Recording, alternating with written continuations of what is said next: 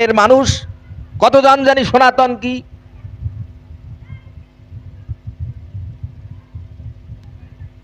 এটাই আমাদের জানতে হবে, এটাই সর্বাগ্রে জানতে হবে। সনাতন যার ক্ষয় নেই, কি বলবো, যার ক্ষয় নেই, যার কি ব্যয় নেই, যার ধ্বংস নেই, যার বিনাশ নেই, সেই বস্তুটি হচ্ছে সনাতন। অচ্ছেদ্য অয়ম, অদারীয় অয়ম, অক্লেদ্য অশস্য এবচ নিত্য সর্বগত অয়ম অচল সনাতন। অর্থাৎ যে যাকে ছেদন করা যায় না।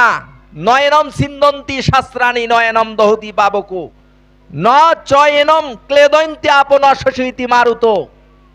একে অস্ত্র দ্বারা ছেদন করা যায় না, জলে কি আর্দ্র করা যায় না, বায়ুতে শুষ্ক করা যায় না, কি অগ্নিতে দাহ করা যায় না। এই বস্তুটি হচ্ছে সনাতন। কোথায় সনাতন? কি কোথায়? তাহলে খুঁজুন। আত্মা ইব অজ নিত্য সনাতন, আত্মা ইব অজ নিত্য সনাতন, আত্মা ইব অজ নিত্য সনাতন।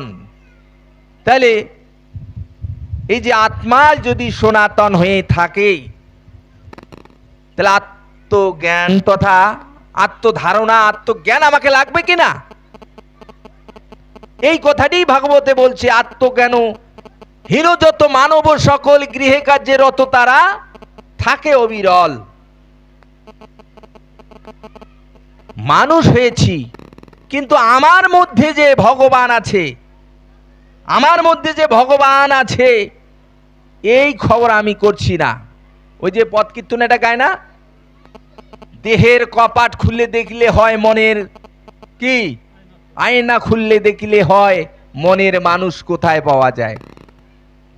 সারা রাত্রে কি কি আন্ধারাতে সাপ সন্ধালে যেমন সারা রাতি সাপের ভয়, মনের মানুষ কোথায় পাওয়া যায়? কি মায়েরা, আমাদের ওই দিক কিন্তু গায়।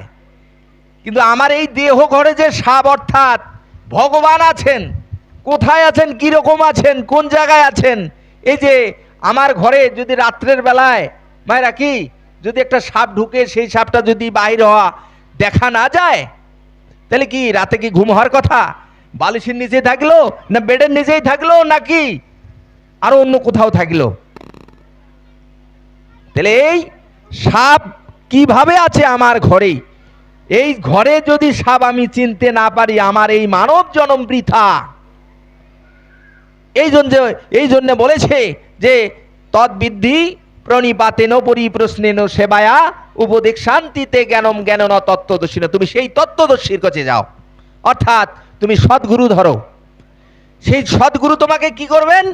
তত্ত্ব জ্ঞান প্রদান করবেন যে ভগবান তোমার মধ্যে কি রূপে আছেন।